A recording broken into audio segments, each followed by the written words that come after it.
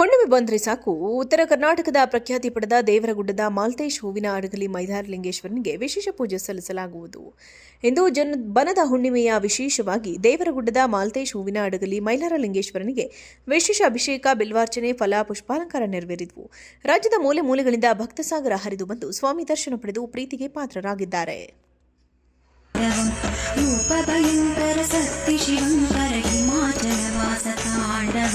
वेदसाराय ताण्डवं मन्दसाराय ताण्डवं श्रीकराय आनन्दताण्डवीय प्रियाय शिवताण्डवं शिवताण्डवं नागेन्द्रहाराय त्रिलोचनाय भस्मागराय महेश्वराय नित्याय शुद्धाय दिगम्बराय तस्मै